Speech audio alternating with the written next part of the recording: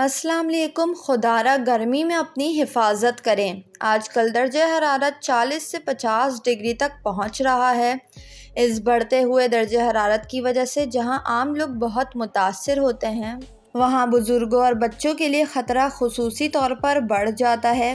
شدید گرمی کے موسم میں صحت مند رہنے کے لیے درج ذیل باتوں پر لازمی عمل کرنے کی کوشش کریں۔ پانی زیادہ سے زیادہ پئیں کیونکہ یہ آپ کے جسم میں پانی کی کمی ہونے سے بچاتا ہے۔ تازہ پھلوں کا رس استعمال کریں۔ ایسے پھلوں کا استعمال زیادہ کریں جن میں پانی کی مقدار زیادہ ہوتی ہے، جیسے تربوز زیادہ کھائیں۔ اس میں تقریباً 70% پانی ہوتا ہے جو کہ آپ کے جسم کو ہائیڈریٹ رکھتا ہے۔ تازہ پھلوں کے رس کو ترجیح دیں اور کولڈ ڈرنک اور مصنوعی اجزاء سے بنی بازاری مشروبات کا استعمال نہ کریں۔ اگر پھل دستیاب نہ ہو تو گھر میں املی کا شربت بنائیں کیونکہ یہ گرمی کو دور کرتا ہے۔ انڈوں اور گوشت کا استعمال کم کریں اور تازہ سبزیوں جیسے کہ لوکی، بھنڈی، توری اور کھیرے کا استعمال کریں۔ لباس کے لیے ہلکے رنگوں کا انتخاب کریں۔